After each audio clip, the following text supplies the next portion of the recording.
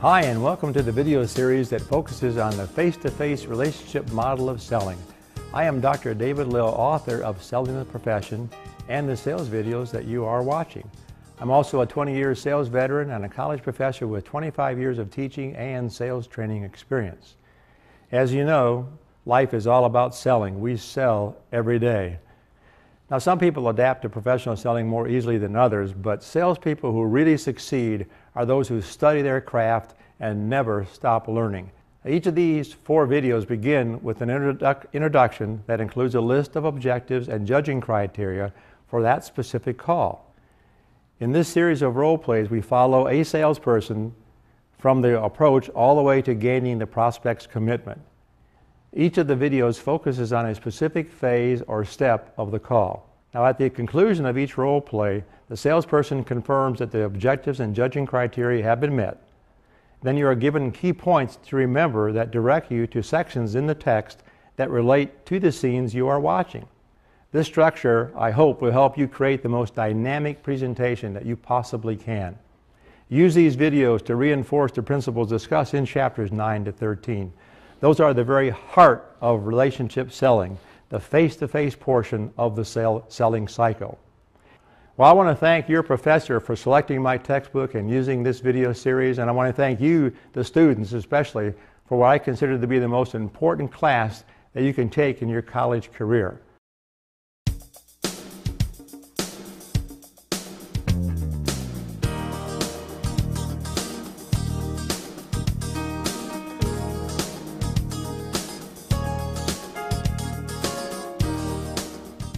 Welcome to Part 1, a focus on the face-to-face relationship model of selling. Today's topic is the approach. Over the next few minutes, we'll take a closer look at gaining the customer's attention and developing the customer's interest as you accompany me on a call to a prospective client. So let's get started. On your screen, you see the objectives and criteria for measuring effectiveness on the approach. The objectives give you a heads up on what you want to accomplish in this phase of the call. The measuring criteria provide a checklist for gauging your effectiveness in accomplishing your objectives. Remember, we want to gain the customer's attention and develop their interest for this critical phase of the call. Now, first of all, I never show up without doing my homework. I've researched the prospect's business online and through my existing customers and contacts that either know the prospect or are familiar with his company. I've also researched his industry and the neighborhood where his business is located. In fact, I've even visited his business as a customer. The more I know going in, the more confident and comfortable I'll be in conducting the approach. In this case, I'm conducting a cold call. I'm prepared to go for closing the business if time allows, or if not, to close the call and set up an appointment to continue at a later time. Remember that there's no second chance to make a first impression. So in addition to being prepared, you want to be prompt, even early. Correct any potentially distracting visual factors such as a tattered briefcase or crumpled support materials. Let your actions convey confidence, responsibility, and respect. Check your attitude. Be enthusiastic and be dressed to sell. All of these factors play a critical role in establishing credibility and helping you take that first step towards building rapport. Remember, this call you're about to see is a cold call. Hi, I'm Jennifer Kirkpatrick, a sales rep for Catering Effects, a one-stop ordering source for restaurants. We provide our clients with ordering, bids, and a streamlined delivery service of food and equipment, which saves my customers time and money. Well, here we are at Java and Jams. They have 5 independently owned and operated coffee houses here in the city. In addition to coffee, they sell breakfast and lunch food items, and at night, they offer entertainment. My research has told me that the best time to stop by is between the hours of 2 to 5 because this is their downtime. The owner and general manager of this location is Michael Dubois. I even called to get the correct pronunciation of his name. So here we go. Okay, I'm looking around to make sure it's not busy and confirm that this is a good time. I'm also checking to see if I can spot the owner and possibly approach him. I don't see him, so I'll go ask one of the workers. Hi, can I help you? Hi, I'm here to see Michael Dubois. Is he in today? Yes, he's in his office. Is he expecting you? No, actually I was here for your Thursday night show and I've been by a couple times to grab lunch and coffee in the morning, and I just wanted to pass along a couple comments I think he'd be interested in hearing if he's not busy. Sure, I'll let him know. Thank you. I wanted to pass along enough information to pique interest. I did this in a polite, non-threatening way. I showed respect and appreciation for Mr. Dubois' time and availability. Hi, Hi. I'm Uncle Dubois. How can I help you? Hi, Mr. Dubois. Thanks for taking time to see me. I'm Jennifer Kirkpatrick with Catering Effects, and this is my 4th visit to Java and Jams, and I have to tell you, I can see why the readers of City News voted your store the #1 music venue and coffee house here in the city. Well, thank you, Jennifer. It is Jennifer, right? Yes, it is, and I also love the great food here. You guys have a great atmosphere, friendly service, great staff. Anyone in particular who was helpful? See, Damon was our server at the show on Thursday. Oh, really? Yeah. That's good to hear. Damon's one of our newer servers. And the tables and chairs are perfect. If I'm not mistaken, I think they're CFS, aren't they? Why, yes, they are. With some original touches on the tables, of course. Great work, Mr. Dubois. Well, thank you, Jennifer. But please call me Michael. I appreciate the positive feedback. So, Michael, what got you interested in wanting to open up Java and Jams? Well, I think that coffee houses are incredible hubs for the community, no matter where they are. I wanted to open a business that brought people together, that served the community and culture, and offered a convenient alternative to our fast-paced lives of cell phones and e-commerce. So I began investigating small businesses, visiting college campuses, you know, keeping my eyes and ears open for a possible business to pursue. In fact, I met my wife in a coffee house while doing my research. Really? Is that here in the city? Yes, we met at the Grind Cafe. She was actually visiting from her hometown of Sandusky, Ohio. She was interviewing for several jobs in the region, and here we are. So, are you a native of the area? I've been here since I was 8. And you guys have any kids? No, we're gonna wait a few years on that. She's just taking a job as program manager at IT Industries. So, we want to wait till our career is just a little more secure. But I have to say, there's something about the coffee house vibe that I really enjoy. And I'd like to see what I can do to make Java and Jams a standout establishment. Well, obviously it's paying off. So, Michael, what do you think is the most important bit of information that you've gleaned from your research that's helped you in your vision for Java and Jams? Well, I think that no matter how fast-paced our lives become, that we still need other people to help define our comfort zones, our humanity. A place that serves coffee and food and has entertainment, it encourages all that. Well, the times I've been here before, I've overheard some really lively discussions. In fact, I was just talking to another business owner who knows you because his son plays soccer for a team you sponsor. Tom Anderson from the Bistro? Oh, well, I know Tom very well. Well, Tom's one of my clients, and he loves your establishment here. In fact, he's the one that suggested I stop by and say hello. Wait, Tom is one of your clients? Yes, and like a lot of the other business owners here in town, Tom was concerned with the amount of time he spent haggling with vendors, negotiating and sorting bids, and dealing with the inconveniences of those heavy delivery days. Well, I can relate to that. Like Mondays, Wednesdays, and Fridays, those trucks slow down traffic and even cut into the parking space of my customers. I ask my vendors to get here before 8 or between 2 and 5 in the afternoon, but it doesn't always work out that way. So do you think you've even lost customers due to scheduling issues on those heavy delivery days? Especially Fridays. They're typically busier. If my customers can't get to us, they either go to one of our competitors or they go to another part of town. Well, I know that for Tom, having to work his way through bid sheets and calling the vendors and staying up to date was a real challenge. So what's your experience as far as ordering and tracking bids are concerned? Well, it's funny you should mention that. It gives me a headache. Yeah. In fact, comparing bids, it's on my to-do list for this afternoon. From the sound of things, I gather it can be frustrating. Oh, yes. So if you were to set up an ideal situation for going through and ordering bids, what would that look like? Well, if I didn't have someone else to do it for me, I'd say point and click was the best way. Well, I have some good news, Michael. By working with us, we were able to help Tom cut his order time by 75%. And through the use of our services, Tom's heavy delivery days have now been shifted to Tuesdays and Thursdays. Oh, really? So would significantly cutting down on your order time and arranging convenient delivery schedules that minimize impact on customer traffic be of interest to you? Of course. Well, how do you see that benefiting you? Well, it would give me more time to work with my staff. I could book new acts, and I could find more creative ways to give Java and Jams the ability to help the community. Well, it sounds like having more time and serving the community are important to you then. Oh, absolutely. But how did you help Tom make those changes? Well, Michael, I would be happy to go into more detail. Is this a good time for you to spend about 15 minutes with me? I just need to ask you some questions to determine your critical needs, and that'll let me know what we can do to help. Or I can schedule a time to come back, whatever be more convenient for you. Well, I guess I can spare 15 minutes, but no more. I really have to get back to work on those bids and call in some orders. Thanks, Michael. I do appreciate your time, and I promise no more than 15 minutes. Come on back to my office. Thanks. So how did I do? Remember the objectives and measuring criteria you saw earlier? Let's take a look. First, let's consider the objectives in gaining the customer's attention. Did I develop rapport? Yes. Jennifer did a wonderful job building rapport. Through genuine, enthusiastic comments about my business and questions about operations, she got me to open up. Did I build credibility? Yes. Jennifer was very creditable. Jennifer talked about concerns I have that are shared by my fellow business owner, Tom. Jennifer was able to help Tom. Jennifer also demonstrated an appreciation of specific aspects of my business. That showed me that Jennifer knows what she's talking about. She even identified the supplier of my tables and chairs, and she expressed all of this in a very caring, respectful manner. Did I initiate two-way communications? Absolutely. The conversation was give and take throughout. She let me talk and listen to what I had to say. Did I use the chit-chat with a purpose idea? Yes. Jennifer got me talking about my business by showing that she obviously cares about my concerns and appreciates the job I do in running a business where she's actually a customer.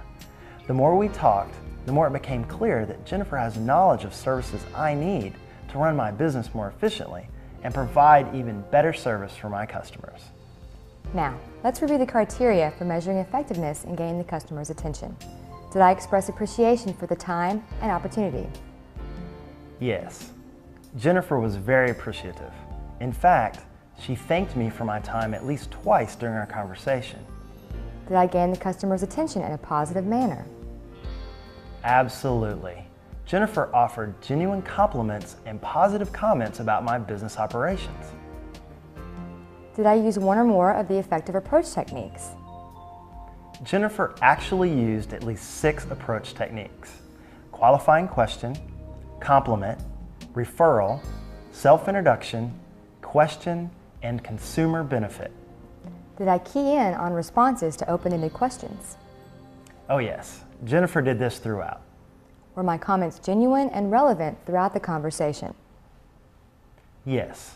Jennifer's comments supported my business and helped to establish herself as someone who could offer additional support. Now, let's consider the objectives in developing the customer's interest. Did I stimulate the customer's interest enough to consider my proposition? Yes. Jennifer was very persuasive. I believe that mentioning Tom was critical. He's not only a fellow business owner, but he faces a lot of the same concerns I have. If Jennifer can give Tom an edge, trust me, I want to know about it. By recognizing and validating my concerns, I believe Jennifer just might be able to help me. So, I want to know more. Did I put the customer in a frame of mind that's receptive to change? Yes. When Jennifer asked if cutting my ordering time and addressing delivery concerns would make a difference, well, the door was opened. She got me talking about what I'd really like to do with my time that is currently being spent on other things that she feels her company can address. Now, let's review the criteria for measuring effectiveness in developing the customer's interest. Did I explain the purpose of the call? Yes. I knew why she wanted to meet with me. She said she needed 15 minutes to ask a few questions to determine my needs and create a solution. Did I deliver a realistic initial benefit statement? This was incredible. In fact, she actually phrased her initial benefit statement in the form of a question. Would significantly cutting down on your order time and arranging convenient delivery schedules that minimize impact on customer traffic be of interest to you? That got my attention. Were the potential benefits appropriate for the situation? That's a no-brainer. In fact, her timing was perfect because I was about to engage in an activity that our company can significantly impact. Was I naturally enthusiastic about the benefits? I think that showed. It did. In fact, once I get them sold, that opens the door to approaching the other store locations in the city. And finally, did I provide a smooth transition to the next phase? In other words, did I set us up to move on to needs discovery? It's also a smooth transition for me because I'm ready to talk about my concerns and consider a solution that will keep me competitive and able to run my business more efficiently. And it's a smooth transition for me because I can now ask questions about the decision-making process that continue to advance the sale throughout a presentation, handling objections and gaining commitment through the close.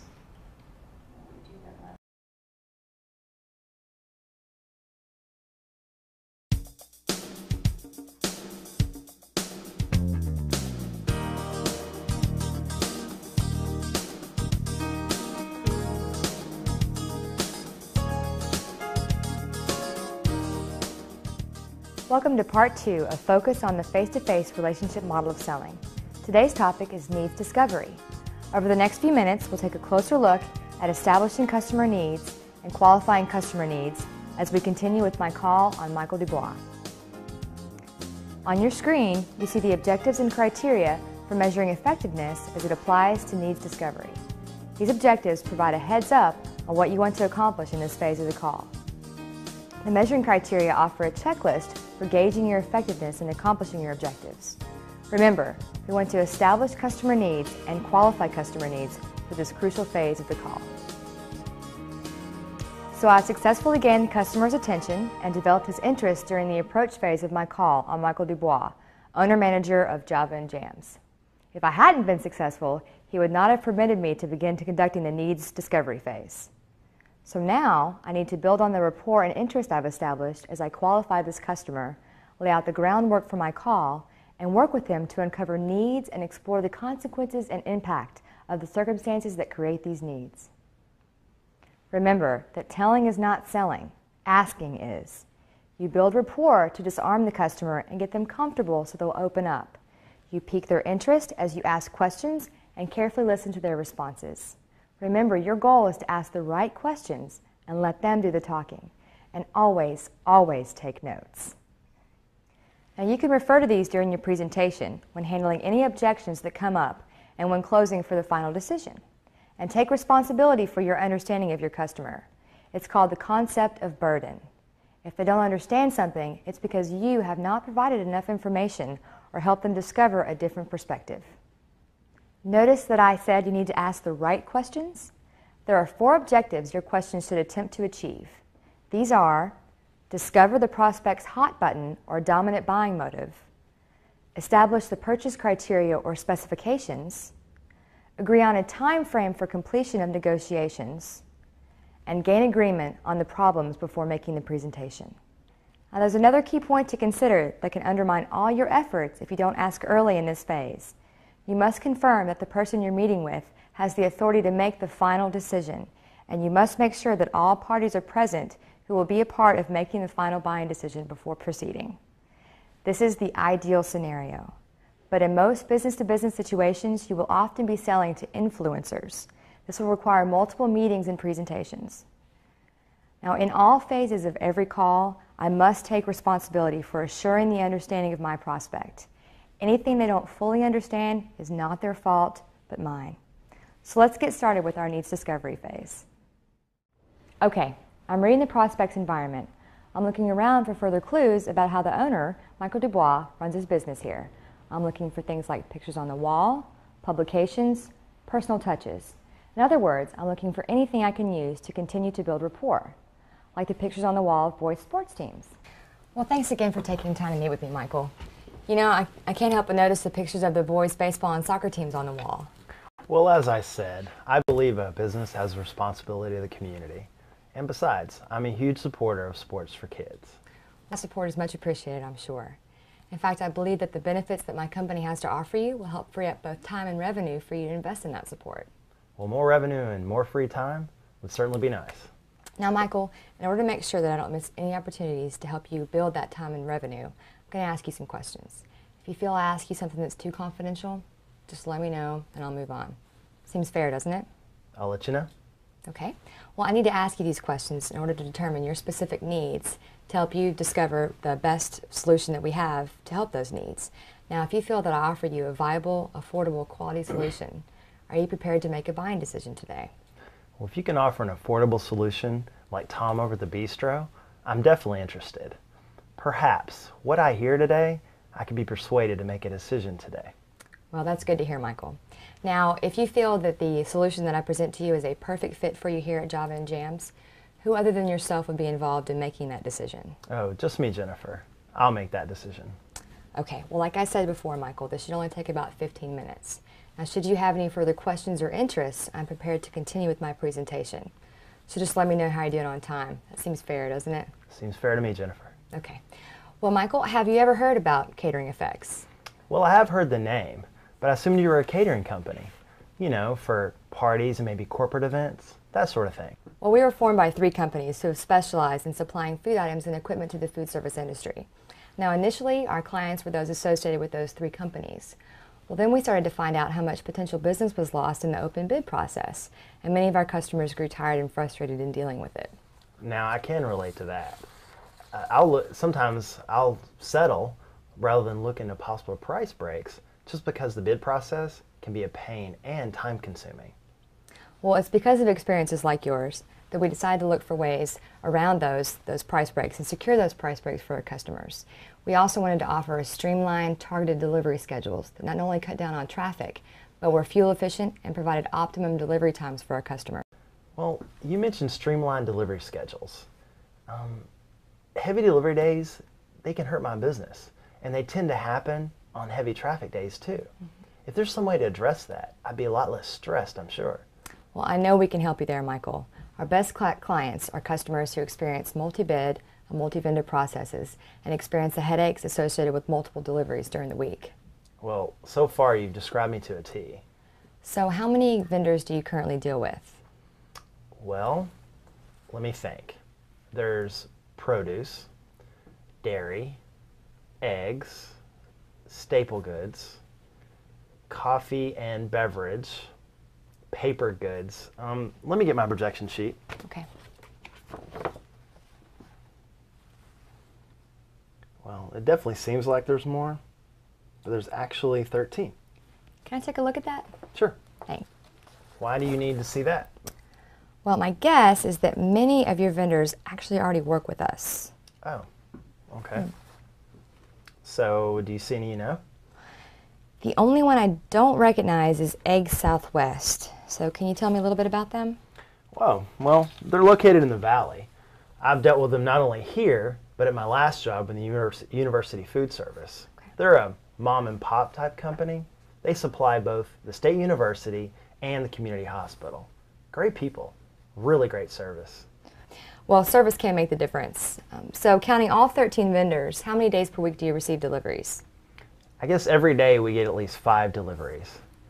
Dairy and produce, they're daily. CFS and Ryco, they come twice a week. East Coast Foods too. Now Mondays, Wednesdays, and Fridays are our heaviest delivery days. I guess as many as all 13 of our vendors can show up on a Wednesday. Okay, I see that you mentioned Ryco. You know, they're actually one of our founding companies. We order a lot of their staple goods. When we first opened here, a lot of our original kitchen equipment came from them. Any problems with delivery? On Wednesdays, I think they've been late a couple times. Other than that, when we first opened, some pantry items were back ordered, but nothing that really caused any serious problems. So what do you think of the quality that they offer? Well, their equipment is very good. They offer a good variety of food products. Now, variety is becoming more important as our business grows because our menu is expanding as well. Now, Ryco offers a great deal more specialty food items than we currently need, but that is subject to change. So I take it that you're expanding your menu to include new items? Oh yes. Right now we're trying new menu specials as well, just to test them out. One of my ideas is to mix a variety of ethnic foods. Now, a lot of our musical acts mix musical genres, and I want a menu that reflects that blending of cultures. Now, for example, we could offer a Jamaican entree with an Italian side dish. That sounds unique, Michael. So how do you see the expanded menu affecting your ordering process and vendor bids? Well, the more items we need, the more time will be spent checking availability and potential new vendors. And like I said, I don't always have time to check into that as much as I should. Now, if I introduce a food product whose quality is compromised, it's like shooting myself in the foot. Right. So in order to get the best prices, the best quality items, and the best delivery schedules, that's requiring more time as your business grows. And that's time you're already short on. Is that a fair statement? Well, I don't know if it's fair, but it's accurate. So are there any other areas of your business where expansion may call for additional purchases? Well, didn't you mention seeing a show here? Well, currently, we're in the planning stages of opening a new music venue upstairs. That will require additional seating, lighting, carpeting or flooring of some kind, sound issues. So, Jennifer, do you know anybody that could help us out there? Well, actually, Michael, in addition to handling bids for food items, we process equipment, furniture, lighting, glassware, and paper goods. In addition to handling or dealing with RICO, we are currently contracted with more than 40 vendors here in the city, and that list is growing. And if a vendor that you work with is not currently contracted with us, we're prepared to work with them so that your service is not disrupted in any way. So are you happy with all of your current vendors? Well, quality is fine for all my vendors, as far as I know. There are some pricing concerns, especially with produce and dairy. That market can change so quickly. Now, you had indicated out front that deliveries can really interfere with customer parking and traffic. How often does that occur? Well, there are some delivery issues every week, especially on Mondays, Wednesdays, and Fridays. If my vendors get here before 8 o'clock in the morning, the day runs smoothly, but that doesn't always happen. It's especially unrealistic to think that all 13 of my vendors could be here by that time, but hey, I can dream. Well, do you ever have to make adjustments in ordering because you anticipate problems with shortages or late deliveries? Oh yes, it pays to play it safe, but that ordering strategy does not always work when it comes to perishables. If I can get a good price on staple goods that have a healthy shelf life, then I'll order extra before the bids change again. So, Michael, in addition to delivery traffic and timing concerns, processing bid and ordering, and getting the best price break on a consistent basis, what else concerns you as far as a relationship with your vendors? Availability in the time of crisis, I guess. Sometimes we'll run out of a specific menu item, and if we can't get in touch with the vendor right away, we have to run to the store, pay an arm and a leg for it, and that will cut into profit significantly. Let me tell you about something that happened last week. During our lunch rush, we ran out of roast beef. We wanted to use turkey as a substitute, but the product we'd received, it was spoiled. We tried to call the vendor, and we kept getting a busy signal. We had to run to the deli, pay full price for the turkey, just to get us through the day. Then, one of our industrial toasters that we use for our sandwich breads went dead. And again, we couldn't get in touch with the vendor. We lost revenue from customers that wanted our sandwich specials. The whole thing was a nightmare. So, what if someone could offer a solution to address or even prevent something like that from happening? What would that look like? When I call a vendor to fix a piece of equipment, I expect them to show up on time, guarantee their work, and fix it the first time. If not, I shouldn't have to pay. Just like if product quality is compromised, it should be replaced without any extra charges. So how did I do? Remember the objectives and measuring criteria you saw earlier? Let's take a look. First, let's consider the objectives in establishing customer needs. I identified requirements that the customer must satisfy in order to meet his goals and objectives. I found out what the decision criteria are for making an affirmative decision. I found out whose authority is required for commitment to the proposed solution. Now let's review the criteria for measuring effectiveness in establishing the customer's needs. I used a permissive question to lead smoothly into needs discovery. I set an agenda for the sales call. I also identified and prioritized the customer's goals in order of their importance. In fact, I had Michael do this. Isn't Jennifer doing a good job? Now let's consider the objectives in qualifying the customer's needs. Jennifer confirmed a clear understanding of my needs. This was done throughout the phase of the call. Jennifer also verified that significant interest in developing a solution exists. She gained agreement that if she can propose a viable solution to my needs, that I can take action on her proposal. Now, let's review the criteria for measuring effectiveness in qualifying the customer's needs. Jennifer obtained understanding and agreement of my needs and how they can be met. She used open probe and closed probe questions. She asked what-if type questions to qualify interest in designing an appropriate solution. She used amplification and internal summary questions. Jennifer also took responsibility for understanding my needs and concerns by using the concept of burden, and she gained agreement on the problems by making a formal statement of the situation.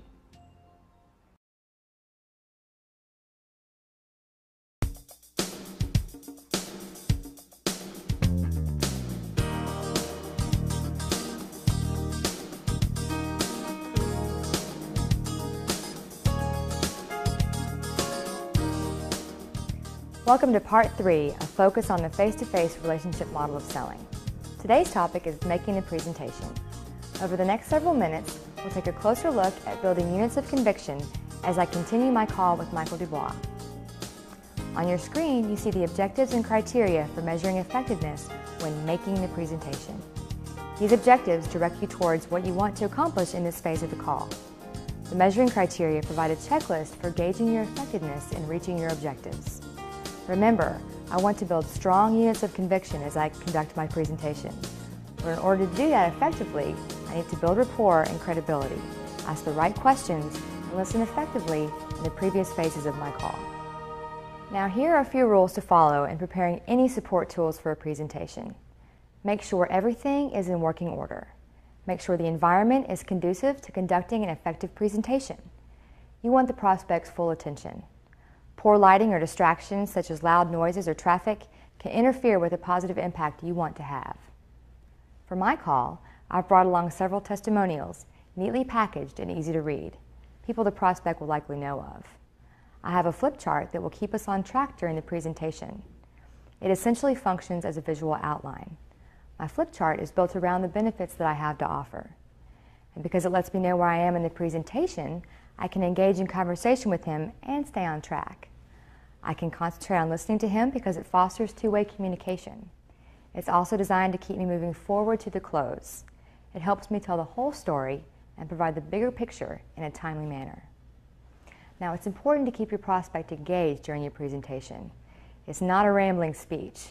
It's a give-and-take relationship of discovery. Now, I took a number of notes during the meets discovery phase of my call. I took these notes because I know my business, but I need to know how to specifically help my prospect do a better job at running his.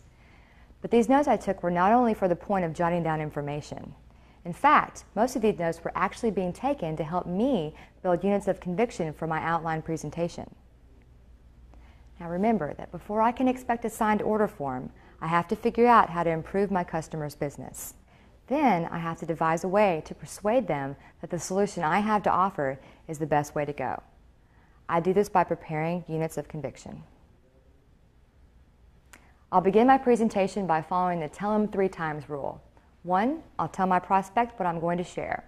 2, I'll tell him during the presentation. And 3, at the conclusion of my presentation, I'll tell him what I just shared. Here we go. Okay, so Michael, what I'd like to do now is present an overview to you based on what you've told me that will significantly reduce the headaches associated with ordering and bid processes and tracking your orders during the week. Now, you told me that the bid process is often a big headache for you, right? Yes, especially just setting the whole process in motion can be a huge challenge. Well, what do you feel represents the 3 biggest challenges in setting that process in motion? Well, the toughest thing is I don't have time to compare bids in detail. I mean, most of the times I go with the best price, but if I had time to look closer, I may see that the package size is different. Coffee products present a challenge because the market is so volatile and competitive. I'd like to be able to investigate new providers so I can work on creating new blends, but I tend to skim the bid sheets and go with the lowest price. So comparing bids is a challenge. What else? Well, researching new vendors is also a pain because, again, I don't always have time to call around for word-of-mouth recommendations. Plus, there's no time to research except what little I can do online. But again, I still want to verify that by calling the people I know. All right, so researching vendors is another challenge. What would be the 3rd? Something I like to do when I can is visit my vendors. Again, it's a logistics issue. Not just time, though. Distance can be a factor also. Okay, so 3rd is visiting vendors. You know, it actually sounds like that all of the 3 of your biggest challenges are really centered around one challenge. What do you mean? Well, they're all centered around not having enough time. So how would it make you feel if you had one resource that you could turn to for comparing your bids and product and volume quality and researching vendors and conducting on-site visits prior to selecting a vendor? I guess I would be skeptical, but happy if this could actually happen. Well, at Catering Effect, we offer a one-stop simplified bid process. What does that mean? How does it work? Well, Michael, what this means is that for bids for all of your product and equipment are obtained by us, thoroughly compared, negotiated, and verified. And we even conduct visits to vendors prior to accepting them as a vendor. Now, let me go ahead. And what you have here is a report on the number of site inspections that we've conducted in the last 3 months on potential vendors. Now, as you can see, not every vendor makes the cut. It looks like you've covered quite a few. I see that you look for things like safety issues and any discriminatory practices. Those are definitely important and something I wouldn't necessarily think of when talking to a supplier. You consider liability and legal issues too, and financial. I guess that's because you want to make sure the company is going to stick around. This is impressive, Jennifer. That's a pretty comprehensive list there. Now, what are these numbers here, like the 22 next to quality? Well, that number reflects the percentage of vendors that were rejected because of a specific issue or item in the criteria. It looks like quality is the biggest reason a vendor is rejected. That's good to know that you do such a thorough investigation. I never have time for that. So you feel that these inspections are something that has value? Like I said, you cover issues that I hadn't even thought of, but I can see how important they would be in selecting quality vendors. I wish I had somebody here that I could trust to check out all my vendors for all these things. Now, Michael, here is a report on 5 businesses here in this part of the city that are currently using us. And the numbers next to their name reflect the satisfaction level that they received in using our services. And actually, I have a hard copy of these reports that I'll leave behind with you.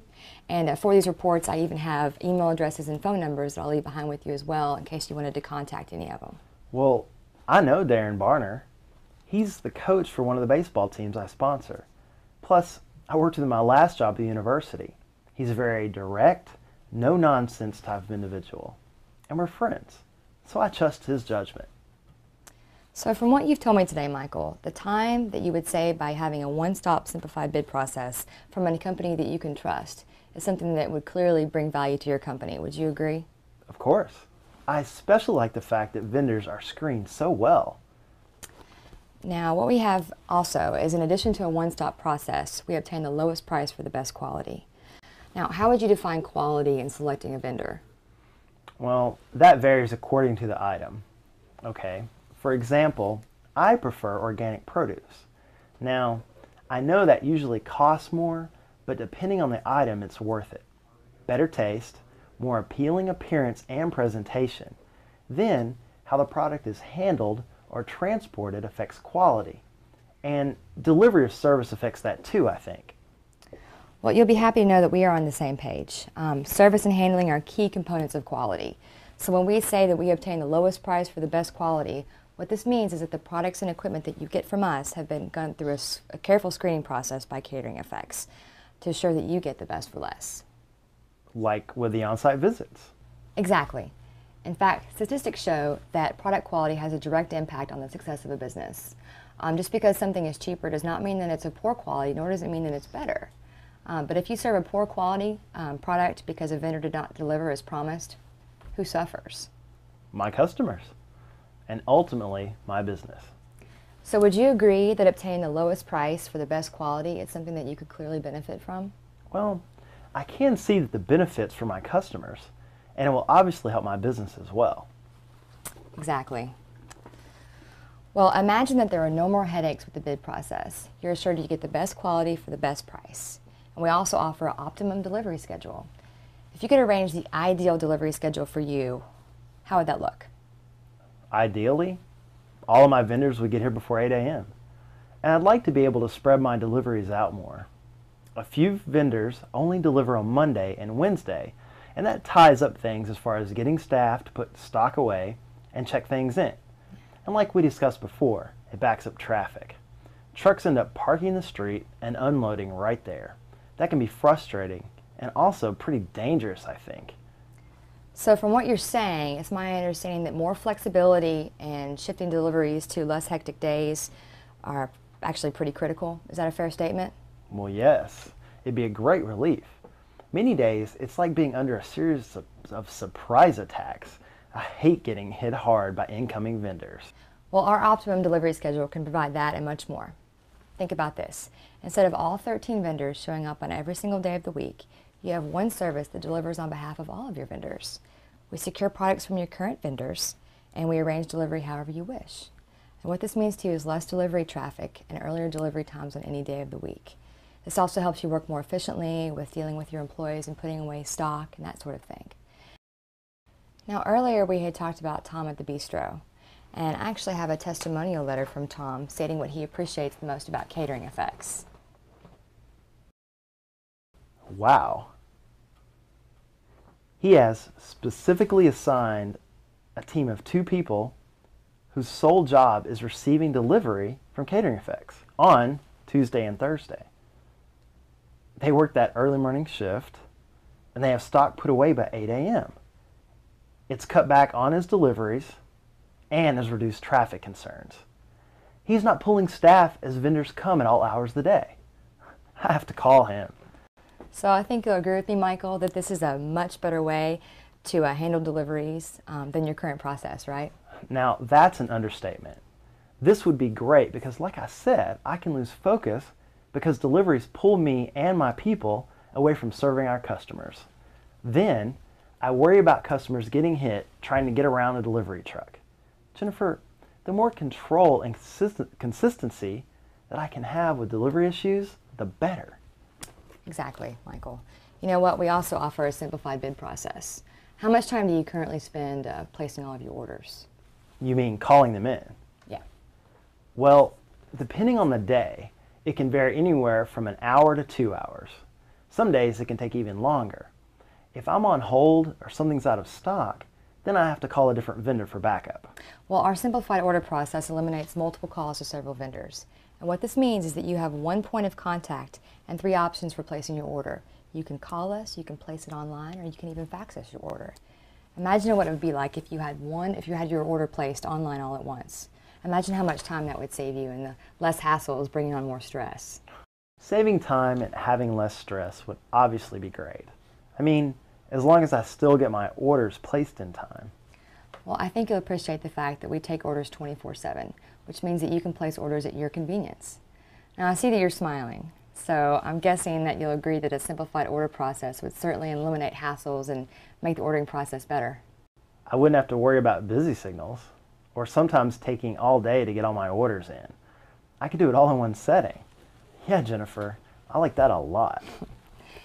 You know, Michael, and best of all, we have our guarantees. We guarantee delivery before 8 a.m. or you receive credit on your service. And that credit is 5% for every hour that we're late, should that occur. And we also guarantee quality of product or it's replaced at no cost to you. That covers everything from food items to equipment. And we guarantee service on the equipment that you receive through us. So how many of your current vendors actually even offer guarantees? None of them, but you mentioned a 5% credit. 5% of what? Well, if we're late, you receive a 5% credit on your fee for the service, and that fee varies depending on the number of vendors that you use. Seems fair, doesn't it? Well, yes. It sounds more than fair, but I know you don't offer your service for free. So, what's the fee? Great question, and I do have a little bit more information I need to cover, and I promise we'll get back to that. Now, everything that we've talked about so far offers a tremendous savings in time. So what I like to do right now is add up the amount of time you'd save by using our service. Just a rough idea, okay? Okay. All right. So how much time did you say you currently spend on the bid process each week? Oh, wow. It can be a full day easily. All right, what's a full day to you? 10 hours. Okay, so 10. All right, how much time per week do you currently spend placing orders? Well, some days it goes pretty smoothly, but most of the time there's a glitch. You know, busy signals or problems in the kitchen or customer issues that I have to address. But I'd say at least an hour a day, including callbacks. Okay, so I'm going to add 5 hours for ordering. Now, how much time do you spend on checking in orders and supervising your staff on inventory, especially when deliveries are late? Oh, I guess in a week, maybe 5 hours. Okay, 5. So, what is the total number of hours that you invest in bids, in ordering and delivery issues? 20. So instead of 20 hours, you'll be spending less than 1 hour ordering, and you'll have guaranteed deliveries whenever you wish, on whatever day you wish. So how would you spend those extra hours? Now, that's easy. I'd spend any free time on training my people and on projects like the new menu items and special events in our music venue. Training right now is pretty much a rush job. That's not fair to the new staff, and it's certainly not fair to use customers as the guinea pigs. So, any time I could save would be a definite benefit. Plus, it would keep things positive and exciting and generate more revenue. Always a good thing. So Michael, we're prepared to offer you a simplified bid process where we do the comparisons and research for you. You get the lowest prices for the best quality without compromising the integrity of your menu items or equipment. We offer an optimum delivery schedule that's convenient and saves time and money. We also offer our simplified ordering process. Just go online and place your order there. It's that easy. And you have our guarantees. You'll save a minimum of 15 hours per week, which will allow you to focus on morale boosting and generating ideas and projects. So would you agree that Catering Effects meets your needs is a viable solution? Well, it sure seems so. So, how well did I do? Remember those objectives and measuring criteria we saw earlier? Why don't we let Michael answer that? First, let's consider the objectives. Did Jennifer gain my support and commitment to her proposed solution? Yes, she did.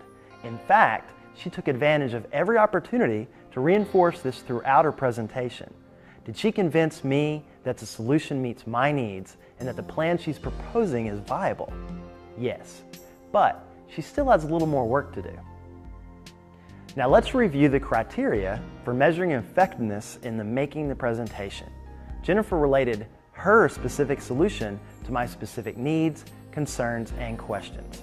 She used an appropriate number of units of conviction as presentation material to convince me that buying from her would be in my best interest. You can use 5 or 6 like Jennifer did, or as many as 10 to 12, depending on your situation. All units of conviction Jennifer used applied specifically to me and my business. She obtained feedback from me by asking reaction questions, such as trial closes or tie downs. She also addressed my information and operational needs. She related features to benefits by using transitional phrases, and Jennifer provided clear evidence to support the benefits. Like I said, she's doing a great job, and she's got me sold. Almost.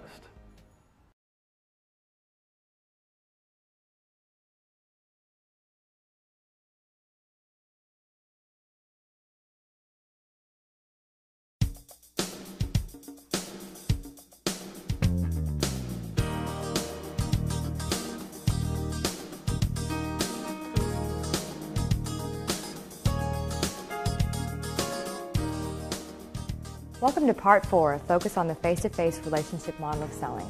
Today's topic is overcoming resistance and gaining commitment. Over the next few minutes, we'll take a closer look at handling objections and closing for the final decision as we continue on our call on Michael Dubois. On your screen, you see the objectives and criteria for measuring effectiveness on overcoming resistance and gaining commitment. The objectives give you a heads up on what you want to accomplish in this phase of the call. The measuring criteria provide a checklist for gauging your effectiveness in accomplishing your objectives for this critical phase of the call. Now, don't be afraid of the word objection, but rather than use the word objection, which conjures up negative responses and can be perceived as adversarial, use the terms concerns or questions. Now, each of these concerns or questions that are expressed by your prospect or customer is actually an opportunity. It's an opportunity to provide or obtain additional information that concern your prospect's needs or perceptions. And best of all, these concerns and questions are buying signals. It shows that they're thinking about how what you have to offer fits or doesn't quite fit their needs. Remember, when you don't have an objection or concerns or questions, you don't have a client. Now, there are a number of basic categories of buyer objections: product objection, service objection, don't want to make a decision, company objections, price objection, and objection to the salesperson. Maybe you're perceived as pushy, unprepared, or a poor listener. There is also a 6-step strategic negotiation plan to follow when addressing buyer concerns. Note that the 6th step is attempt to close. That's right, if you perceive buying signals after addressing a concern or question, you should attempt to close. And there are several types of closes you can use. You'll know which to consider based on the type of business and situation, as well as your prospect's personality style. Well, what you presented could help me operate more efficiently and grow my business by providing the extra time to do so. But you mentioned a fee. So, how much does this cost? You said you'd talk about it later. Sounds like it might be expensive. Well, you see, Michael, it's based on the number of vendors and required deliveries. For 13 vendors and a minimum of 2 deliveries per week, with all the benefits we've just discussed, our participation fee is $1,000 per month. $1,000 a month?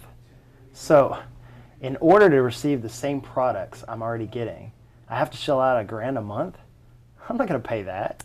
Well, granted, many of the products will often be the same, but the headaches of the bid process, ordering and delivery schedules will be significantly reduced. If we can work together to find a solution to address this cost concern, would that help you make a purchase decision? Well, it doesn't change the numbers. I mean, if it's going to be $1,000 a month, I'm not so sure we have anything else to discuss. I can certainly appreciate your concern regarding price, Michael, and I understand how you feel. Others have felt the same way when I first presented our service to them, until they found that the time they saved and relief from stress that they received by having their bids, ordering, and delivery issues taken care of was worth the fee. That $1,000 does seem like a lot of money, but you're getting much more than just having the same products delivered. Are you following me so far? Jennifer, I'm following you, but $1,000 a month? It's still a lot of money. Okay, well, look at it this way. For roughly $33 a day, which is actually less than the cost of a single guest dinner and show, you'll be spending extra time developing new menu items, creating new entertainment concepts, and training your staff. Now, didn't you mention earlier that this can easily boost morale and promote a positive environment? Well, yes, I did. And you mentioned your day is roughly 10 hours, right? Okay, so $33 divided by 10 is a little over $3. So for $3 an hour, or the price of serving 1 customer per day, you can bring in new customers and run your business more efficiently. So am I correct in assuming that this investment in time is worth the price of 1 satisfied customer? Well, looking at it that way does take the sting out of it. It's just that hearing the phrase 1,000 is a bit jarring. But I'm beginning to see your point. So do you feel that our fee is acceptable for the benefits you'll receive? Okay, yes. I do think it's a fair price. Being able to pursue some of my goals is definitely worth an extra $3 per hour of my time. So I can take care of the paperwork right now. It'll take roughly 5 to 7 days to process the bid information and work things out with your vendors. We can have you up and running by the 15th. All I need is your signature, and we can start planning how you'll use that extra time you'll have. I don't know. I just need to think about this. Well, I can appreciate that. This is a big decision, and I can understand that you want to think things through. Now, earlier you said that you have new menu items in the works, and you're opening up additional space for music. So what's your timeline on those? Well, the new menu is planned for the middle of next month. That's when tourist season begins to pick up. The music venue will be up and running by the 1st of June. So considering that, wouldn't it be a huge benefit to have the extra time to devote to those projects? We could get you signed up today. Have everything in place by the 15th of this month. That would give you a full month before the menu is officially introduced.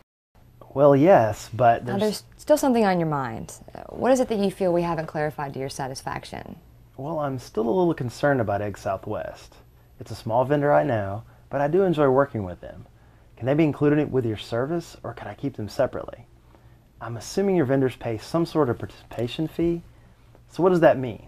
Egg Southwest would have to pay a fee? Now, each of our participating vendors does pay a subscriber fee and monthly fee. Now, these fees are reasonable, and they're actually well received. With rising fuel costs, most are happy to have some of us do the running around for them. Plus, there's more exposure for them to potential customers that we serve.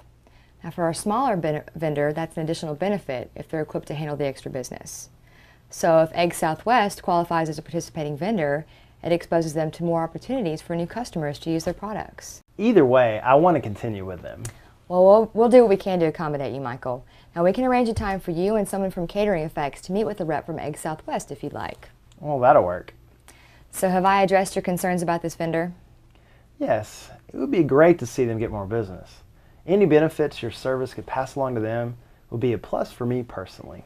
You know, you really do care about your business, your customers, and your vendors, Michael. That's nice to see. So how would you like to get things rolling? This has hit all so fast.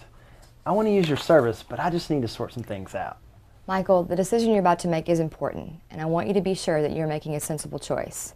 So that we'll be able to make sure that this is the best decision, let's look at all the reasons in favor of choosing Catering Effects and look at any additional concerns or questions. And then we can determine which side carries more weight and make your decision accordingly. Let's begin with the ideas that favor a positive decision today. Is that fair enough? Sure. Okay, now I have a sheet of paper here. I'm going to draw a line down the middle from the top to the bottom. At the top of one side, I'm writing reasons for. And at the top of the other side, I'm writing reasons against, okay? Now I'm going to ask you a few questions and I'm going to write your responses. So what are the benefits that you've heard that you find most attractive? Reasons to get this service today? Simple ordering procedure. Okay, well what about the bid process? What appeals to you in what we've discussed about the bid process? Bids are researched and compared for me. Researched and compared for you. Okay, anything else about the bids? Saves time and frustration. Okay, what about quality issues in the bid process? Lowest price, best quality. Okay, great. Delivery issues. You said you liked early delivery? Yes. Also, it's easy to receive. No traffic issues. And you mentioned benefits for your vendors, especially Egg Southwest. Oh, yes. And what about the guarantees? The guarantees, of course. And vendor inspections, right? Yes. Your screening process is very impressive and very important. Okay, now I want you to write down all the reasons against receiving the benefits that we've just listed. You know, I can't really think of one. I guess you've addressed all my concerns. Okay, so all I need now is your endorsement on this agreement, and we can actually fax it over. I will give you a call. I'll give a call to our processing office, or if you'd allow me, I can input that information into the intranet on our website. That'd be great. Just sign right there. You know, Michael, you're making a well thought out business decision. In fact, I recommend that you give Tom a call at the bistro and your friend Darren Barner, who you mentioned earlier, just to give you some extra reassurance. And I want you to know that I'll be checking in with you on a weekly basis to see how things are going and to offer additional ways we can support you through new bids and new vendors. And I'll even check in on you on sound equipment, if that would be helpful, as you develop your new music space. So do you feel the stress kind of starting to disappear? I'll let you know. But yes, I do believe this is a good business decision. Thanks, I really appreciate that. Now, is there anyone else that you know of who you feel could benefit from what we've shown you today? Well, you may already know this, but there are 4 other Java and Jams locations in town. We're each independently owned and operated. But I think they need to know about you. In fact, I'll give you a contact sheet so you can give them a call. Thanks, I really do appreciate that. Now, do you know of anyone else who might be interested? Oh, I'm sure I do. But right now, I have to get back to my bids and ordering. If I can think of anyone else, I'll be sure to give you a call. Thanks, Michael. Now, with your permission, I'd like to enter your info online, get the process underway, and let you get back to your work. Well, thanks, Jennifer. I'm looking forward to getting started. Well, thank you, and welcome to Catering Effects. So how did I do? Remember the objectives and measuring criteria you saw earlier? Let's take a look. Now, let's consider the objectives. I obtained commitment to action for my proposed solution by the final decision maker. Notice that I avoided using the term objection, and I addressed all concerns or questions in a positive manner. I used proven techniques for handling those and closing the sale. Now let's review the criteria for measuring effectiveness. I summarized the benefits in a concise manner. I utilized specific closing techniques to confirm my customer's commitment. I attempted to close the sale after addressing or answering a major concern or question. I achieved the highest level of commitment from this sales call. I completed this relationship selling cycle with a plan for future action. I thoroughly and specifically demonstrated several ways to handle concerns including the price objection. I attempted to close the sale at least 3 or 4 times. I asked for referrals. And I set the stage for exiting gracefully.